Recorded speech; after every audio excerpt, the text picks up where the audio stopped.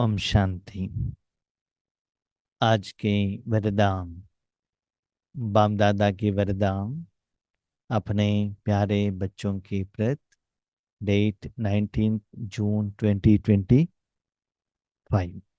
वरदान है, कल्याणकारी वृत्ति द्वारा सेवा करने वाले सर्व आत्माओं की दुआओं के अधिकारी भव। कल्याणकारी वृत्ति द्वारा सेवा करने वाले सर्व आत्माओं की दुआओं के अधिकारी भव। हम बाबा के बच्चे सेवा तो करते हैं, लेकिन हर एक आत्मा का इंटेंशन अलग अलग रहता है। किसी किसी को इंटेंशन रहता है कि मेरा नाम मान शान हो, किसी का रहता है स्वार्थ का। स्वार्थ माना उससे अपने को कुछ बेनिफिट हो। अपने को माना क्या है, आत्मा के लिए कि बेनिफिट हुआ तो ठीक है, लेकिन शरीर के लिए पैसा मिले, साधन मिले, अपने परिवार को कुछ मिले। किसी किसी को रहता है अपने सेंटर में स्टूडेंट्स ज्यादा हो। इसे इंटेंशन अलग अलग रहता है। तो बाबा कहते हैं, बच्चे ईश्वरी सेवा के लिए निमित्त बनते हो तो कल्याणकारी वृत्ति रखना। आप जानते हैं कि जब हम छोटेपन में थे ना, जब स्कूल होता था और हॉस्पिटल होता था, वहाँ सर्विस मोटो रहता था। वहाँ का जो स्टूडेंट्स आते हैं वो बहुत अच्छे, उनमें कल्चर होना चाहिए, संस्कार होना चाहिए। हॉस्पिटल में जाते थे तो डॉक्टर भी फ्री में मेडिसिन देते थे, फ्री में ट्रीटमेंट देते थे। लेकिन आज जहां भी जाओ फाइनेंशियल मोटो आ गया है ना। तो वृत्ति चेंज हो गया। भले एजुकेशन दे रहे, लेकिन देने वाले आत्मा का जो इंटेंशन है वो चेंज होता है। इसलिए बाबा कहता है, बच्चे जब ईश्वरी सेवा के लिए निमित्त बनते हो तो पहले कल्याणकारी वृत्ति रखना। क्वेश्चन, कल्याणकारी वृत्ति किसको कहते हैं? कल्याण माना आपके द्वारा या आप कुछ देते हो, उस द्वारा उनका कुछ इंप्रूवमेंट्स होना चाहिए। अकल्याण माना नीचे गिरना, कल्याण माना प्लस प्रॉफिट एडिशन, उनके अकाउंट में जमा होना। अकल्याण माना माइनस नेगेटिव विकर्म। अब जानते हैं 5000 साल में आत्मा परमधाम से आने के बाद क्या कुछ नहीं किया। बड़े बड़े नाम, मान शान, IAS IPS, medical, chartered accountancy, foreign में जाना। और आज लोग हर दिन कोई कोई धनवान व्यक्ति हजारों के रूप में, लाखों, हजारों के रूप में लाखों, दिन में 5 करोड़ 10 करोड़ मोटे एक एक बिजनेसमैन कमाई कर रहा है, फिर भी मन में खुशी नहीं है, नीचे गिरता ही जा रहा है। इसका मतलब अकल्याणी हुआ ना। तो इस दुनिया में कोई भी आत्मा या कोई भी स्थूल साधन कल्याण होना है तो वहां भगवान की शक्ति जाकर पहुंचना चाहिए। उनको कल्याण होना है तो कुछ उनको मिलना चाहिए ना, तभी तो कल्याण होता है। इसीलिए आप क्या करो, भगवान की शक्ति उन तक जाकर पहुंचाने तक उसके लिए निमित्त बनो। उनको कल्याण होगा, उससे मेरा नाम आगे आएगा, मुझे रिस्पेक्ट मिलेगा, मुझे सम्मान मिलेगा, मुझे भोजन मिलेगा, मुझे टोली मिलेगा। नहीं, एक्सपेक्टेशन मत रखना, वो भी विश्व कल्याण के लिए रखना। हाँ, कभी कभी हम कल्याण के बारे में सोचते हैं, किसका कल्याण? ब्रह्म कुमार कुमारियां, स्टूडेंट्स, या अपना लौकिक परिवार, अपना देश वाले, जात वाले, धर्म वाले, गांव वाले। तो ऐसे क्या होता है, उसमें हद में आ जाता है। तो बाबा ने कहा सर्व आत्माओं को आपकी शक्ति जाकर पहुंचना चाहिए। तो निमित्त भाव हो, निर्माण भाव हो, तब लोग आपको दुआएं दे देंगे, दुआओं के अधिकारी बनेंगे। देखिए, आपने अपने साधन किसी के हाथ में जाकर दे दिया, ओके, उससे आपने कुछ साधन या पैसा लेकर आ गए, तो दुआ मिलेगा क्या? नहीं है ना। हिसाब किताब सेटलमेंट हो गया। ठीक है, आज आपने कुछ साधन दे दिया उनको, उनको कुछ हेल्प हुआ, और एक थोड़ा दिन के बाद, भले एक हफ्ते, एक महीना, एक साल के बाद उन्होंने कुछ साधन दिया जिसके लिए आपने पैसा नहीं दिया, तो वहां अकाउंट सेटलमेंट होता है, लेकिन दुआ नहीं मिलता है। अभी क्वेश्चन आता है, जब हम ईश्वरीय सेवा में जाते हैं, कोई आपको कुछ साधन देता है, फ्रूट देता है, धन देता है, गिफ्ट देता है, तो वो सेवा के अकाउंट में आना चाहिए, तो क्या करना है? तो सेवा में जाने के पहले बाबा को कहो, बाबा इस तन मन जैसे चाहिए आप यूज करो। सेवा होने के बाद जो भी फल मिलता है स्थूल में या सूक्ष्म में, वो बाबा को सौंप दो, तो आप फ्री हो जाएंगे, तब दुआ मिल जाएगा। इसलिए बाबा का कहने का भाव है कि जब भी आप सेवा के लिए निमित्त बनते हो, उनके कल्याण के बारे में सोचो, अपना नाम मान शान के लिए सोचना नहीं। कल्याणकारी वृत्ति द्वारा सेवा करना, यही सर्व आत्माओं की दुआएं प्राप्त करने का साधन है। जितना भी दुनिया में आत्माएं हैं, उनको दुआ मिलना चाहिए, तो उनका कल्याण हो। याद रखिएगा, कल्याण करना माना आत्मा को जो चाहिए वो देना चाहिए। शरीर के लिए बहुत अच्छा आपने भोजन दिया, आम दिया, या कुछ साधन दिया, पैसा दिया, उससे कल्याण नहीं होता है। लेकिन आत्मा में कुछ इंप्रूवमेंट्स होती है, परमात्मा का शक्ति द्वारा उनकी समस्या का समाधान मिलता है। मैं कभी कभी देखता हूँ, कोई कोई आत्माओं में बहुत दुख रहता है, तो बाबा हम हमारे आगे आए लाते हैं उन आत्माओं को, ऐसे साइंस के साधन द्वारा स्थूल में लाते हैं, और वो आत्माएं अपने समस्या कहते हैं, ऐसे ऐसे है समस्याएं, तो बाबा हमको निमित्त बनाकर सॉल्व करा देते हैं, हम तो कुछ करते नहीं है, सिर्फ बाबा कराता है। तब वो लोग जो दुआ देते हैं ना, खुशी होती है, आंखों में आंसू होती है कि कुछ आत्माओं को समस्या का समाधान देने के लिए बाबा ने हमको निमित्त बनाया ना। तो जो करते हो उसके कल्याण के लिए सोचो, तब आपको दुआएं मिल जाएगा। इसका मतलब ये नहीं है उनका कल्याण होना चाहिए तो उन्होंने जो डिमांड आपसे पूछा, इच्छा पूछी, वो साकार हो जाए, नहीं। अभी एक छोटा सा बच्चा पूछता है माँ से कि मुझे गोभी मंचूरी चाहिए, स्वीट चाहिए, माँ जानती है ज्यादा खाने से उनका पेट खराब होगा, है ना, तब माँ नहीं देती है। बच्चा रोता है, बच्चा रोने से भी माँ खुश होती है, अभी रोएंगे तो कोई प्रॉब्लम नहीं है, भविष्य ज्यादा रो लेंगे आप। इसलिए बाबा कहते हैं, कल्याण क्या है याद रखिएगा, भगवान के शक्ति जो ओरिजिनल रूप में एज इट इज जाकर पहुंचना अच्छा है, कन्वर्टेड नहीं, चेंज करके नहीं। ठीक है, इसलिए बाबा कहता है बच्चे, जब ऐसे आत्मा को जो चाहिए आप देंगे, कल्याण का वृत्ति रहेगा, तो लोगों का दुआ मिल जाएगा। जब लक्ष्य रहता है कि हम विश्व कल्याणकारी हैं, तो अकल्याण का कर्तव्य हो नहीं सकता।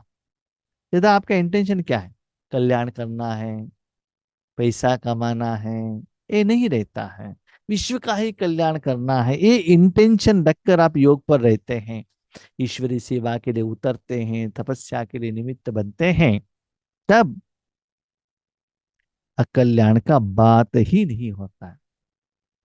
कभी कभी सेवा में कोई आत्माएं जाते हैं ना, तो यही इंटेंशन रहता है कि सभी लोगों के आगे मेरा सम्मान हो, मुझे गिफ्ट मिले, वहां का जो निमित्त आत्माएं हैं ना, मेरा नाम ले, तो वो इंटेंशन से जाएंगे तो दुआ कहाँ मिलेगा। हाँ, मैंने ईश्वरी जिंदगी में देखा है, मेरा जिंदगी में भी मैंने देखा है, स्टार्टिंग में जब सेवा करने के लिए जाते थे, तो मन में रहता था कि सेवा ठीक हुआ कि नहीं, क्लास ठीक हुआ कि नहीं, संकल्प रहता था। तो वो इंटेंशन रखकर क्लास के लिए बैठते थे ना, तो समझ लीजिए 3 दिन का बट्टी है, 3 दिन का बट्टी हो गया, 2.5 डे, लास्ट दिन हाफ डे रहता था, माना लास्ट एक आधा घंटा 1 घंटा, उसमें लोग माइक लेकर कहते थे, ऐसा क्लास हमने सुना ही नहीं है जिंदगी में, इतना अच्छा क्लास है, हमको ये मिला वो मिला सब कुछ हम तो बहुत खुश, क्योंकि जब 2.5 डे जो सेवा की थी ना, वो इंटेंशन रखकर किया था ना, वो वृत्ति वायुमंडल में चला गया, जो लोग में आत्माएं सुन रहे उसमें वो ऐड हो गया। तो एंड में क्या हो गया, उन्होंने माइक द्वारा या फिजिकल आगे द्वारा उन्होंने क्या किया, शब्दों के रूप में, गिफ्टों के रूप में, सम्मान के रूप में रिटर्न दे दिया। तो उसका असर क्या होता था ना, एक दिन रहता था, उसके बाद नो कांटेक्ट, नो फोन। उनको सच्चे उनमें इंप्रूवमेंट्स हो गया है तो वो कांटेक्ट करते थे ना, जब नेक्स्ट हम फोन करते तो कहाँ भी प्रोग्राम में तो आ जाते थे ना। तो ऐसा नहीं कि उनको अनुभव नहीं हुआ है, हुआ है, लेकिन उसके पीछे हमारा जो वृत्ति था ना, वृत्ति के आधार पर वो फल भी वहां गया, और मैंने जो सोचा था वो मुझे रिटर्न मिला, अकाउंट सेटल हो गया। जो अच्छा हुआ करके वर्डिंग मुझे मिला, टोली मिला, गिफ्ट मिला, लेकिन दुआ नहीं मिलता है। किसी ने किसी ने आपके आगे कुछ गायन के, इसका मतलब ये नहीं कि वो आपको दुआ दे रहा है, नहीं। आज दुनिया में हम देखते हैं, स्टेज में जो भी लोग बैठते हैं उनके प्रति स्वागत कहते हैं, थैंक यू करते हैं, इसका मतलब ये नहीं है कि वो दिल से कर रहे हैं।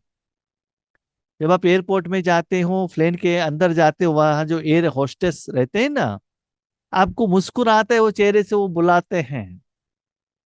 सब प्रोग्राम होने के बाद उनसे बात कीजिएगा, उनके घर में कितना समस्या रहता है। हाँ? सर्कस में जोकर ऐसे हंसता है, लोगों को हंसाता है, लेकिन अंदर में कितना दर्द रहता है। जो अंदर का दर्द है ना, दैट इज रियलिटी।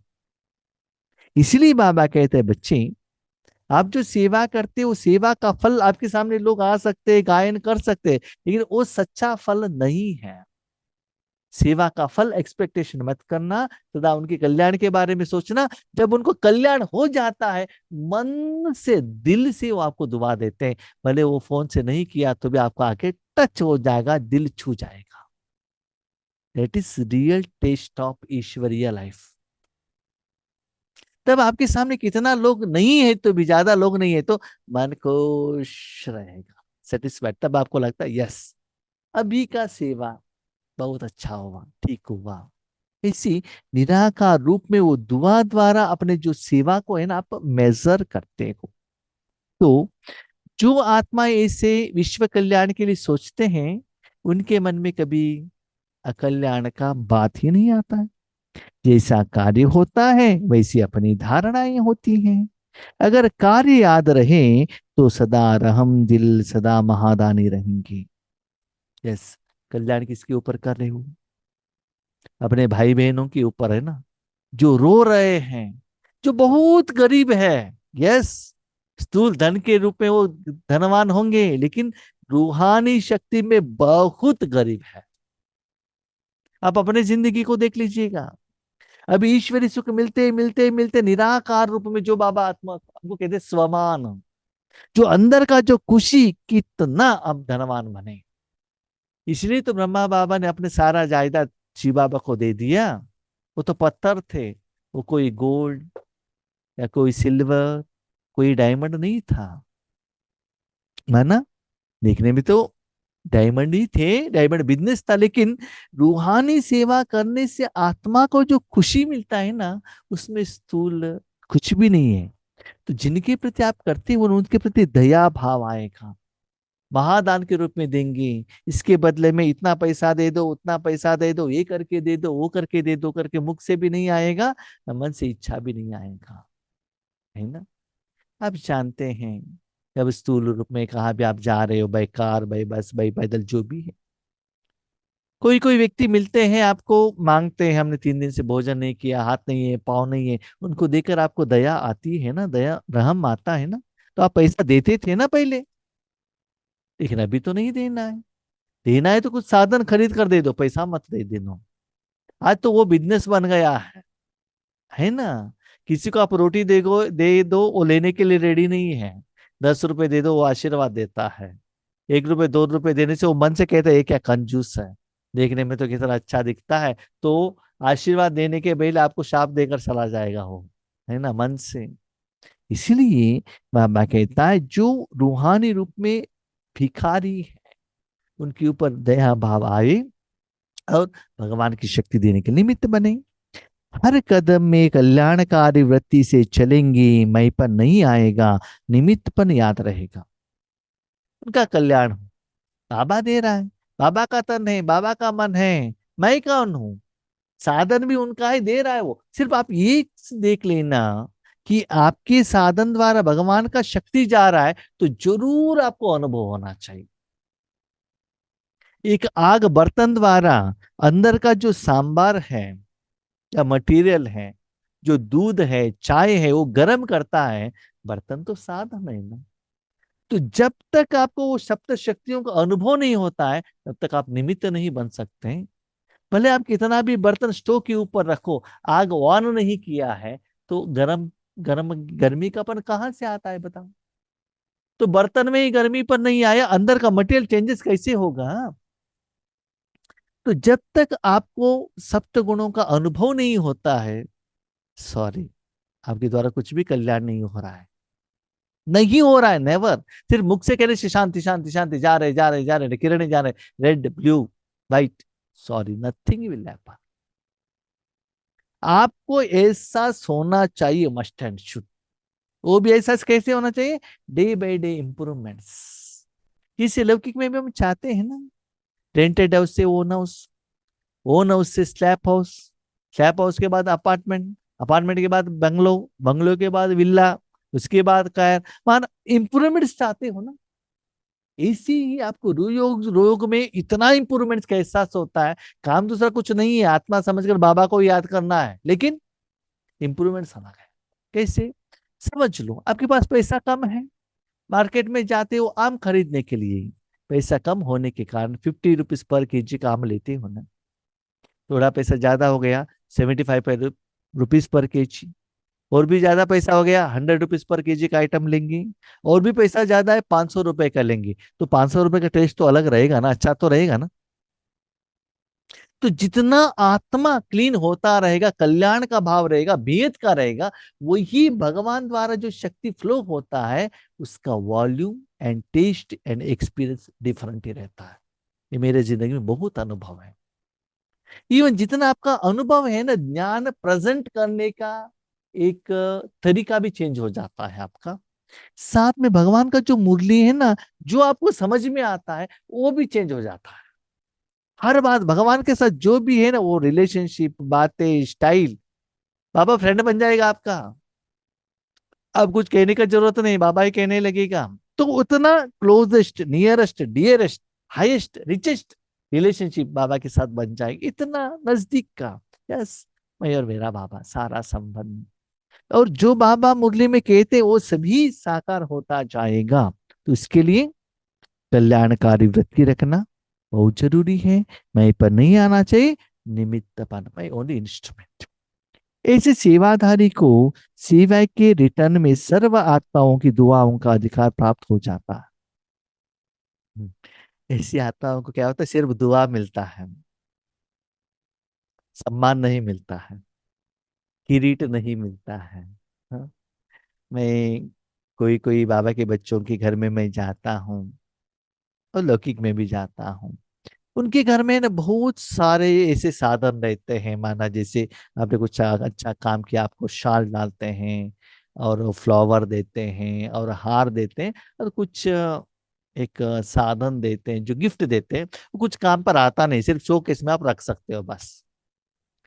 किसी किसी के घर में देखता हूं मैं कि इतना शोकेस में आइटम है, उससे क्या फायदा है, किसी को बेच भी नहीं सकते, धन में कन्वर्शन नहीं कर सकते हो। तो वो सभी क्यों आता है, मैंने देखा है उस आत्मा के मन में रहता है कि मुझे थोड़े लोगों के अगर सम्मान हो, उन लोगों को हो रहा है, मुझे भी हो। वो इंटेंशन के कारण ये वायुमंडल में आपने जो बीज डाला है, वही वृक्ष होकर वापस आएगा। तो आज बाबा ने क्या कहा, दो बात कही। एक, वायुमंडल में ऐसे संकल्प का बीज डालो, मेरे द्वारा जो होता है कल्याणकारी, सभी का कल्याणकारी। एक, जो यहां से जाता है। Yes, drama based on Karma philosophy. यहां से गया जो जरूर रिटर्न आएगा, आज नहीं तो कल या 10 साल के बाद। यहां से जो गया उसके बदले में जो आता है, मुझे नहीं चाहिए। I am nimitta, I am an instrument. No, कर्मण्येवाधिकारस्ते मा फलेषु कदाचन। कल्याण का कर्म हो, लेकिन उसका फल का मैं एक्सपेक्टेशन नहीं करता हूं। हाँ, मिले तो भी दुआएं मिले। कभी कभी कोई किसी को हेल्प करते हैं, ओल्ड एज वालों को, वो कहते हैं आपने तो बहुत कुछ अच्छा किया। वो कहते हैं ठीक है, आप सिर्फ हमको दुआ दीजिएगा। हम बहुत सारे आत्मा को वही कहते हैं, आप इतना दुआ दे दीजिएगा कि हमको बाबा और भी ज्यादा लोगों के कल्याण के लिए यूज करें। सिर्फ आशीर्वाद दे दो, दुआ दे दो, और कुछ देने का जरूरत नहीं है। वो दुआ दिल से आना चाहिए, तो दिल से आपको काम करना चाहिए, तो ऐसी दुआओं का अधिकार आपको मिल जाएगा। आज का स्लोगन, साधनों की आकर्षण साधना को खंडित कर देती है। साधन के पीछे बैठते हैं। आज भी मुझे कभी कभी रोना आता है। क्या रोना आता है? बाबा के घर बड़े बड़े बड़े बड़े बिल्डिंग बन गए हैं, बाबा के बच्चे ही नहीं है, है ना। छोटेपन में देखो, गांवों में हिंदू अनडिवाइडेड फैमिली रहता था, कितना बच्चे खेलते थे आराम से, कितना परिवार रहता था, कितना खुशी होता था। आज बड़े बड़े बिल्डिंग है, independent room, independent bathroom, attached bathroom, independent television, independent mobile, एक दूसरे से बात नहीं करते हैं। बाजू रूम वाले हैं, बुलाने के लोगों को मोबाइल द्वारा मैसेज भेजते हैं, भोजन के लिए आ जाओ। ये कंडीशन आ गया है। तो हम साधन के पीछे भागते हैं, ये साधन चाहिए, वो साधन चाहिए, स्थूल साधन के पीछे जाते हैं, तो साधना रुक जाती है। बिल्डिंग बनाने के लिए जाते हैं, उतना समय, संकल्प, शक्ति खाली हो गए ना, तो अंदर का जो निराकार साधना है, बंद हो जाएगा, है ना। हाँ, मन में एक इच्छा रखते हैं कि मेरे जिंदगी में ऐसे कार में घूमना चाहिए, तो साधन के पीछे गए, जब बाबा के साथ बातें करते हो तो वही रहेगा ना। तो साधन के पीछे भागते भागते भागते, जो साधना बाबा के साथ जो इंप्रूवमेंट्स लेवल का जो ग्राफ था, कट हो जाता है, वहां रुक जाता है। क्यों? साधना का जो समय है उस साधन की तरफ देखती हूँ। कभी कभी हम सोचते हैं हाँ इतना समय रिटायरमेंट है ना, उसके बाद साधना करेंगे। बच्चों के एग्जाम होने दो, वो बड़े होने दो, उसके बाद हम साधना करेंगे। वो उन बिल्डिंग बनाएंगे, उसके बाद साधना करेंगे, किसको मालूम। आज आप देख रहे हो, ईरान में डाम एक बम गिरा, सब खलास, कुछ भी नहीं, नथिंग इज देयर। सारा जिंदगी आपने पैसा कमा के बिल्डिंग बनाया, एक सेकेंड में जब चला जाए, क्या करेंगे? किसके पास जाकर पूछेंगे? सिर्फ रोना रहेगा उसके बारे में, और कुछ है ही नहीं। तो अकेले मत बैठकर सोचो ना, क्या चाहिए, क्या करना चाहिए। तो बाबा कहते हैं ऐसी आत्माओं को अंतिम समय तक सेफ रखने का जिम्मेदारी मेरा है।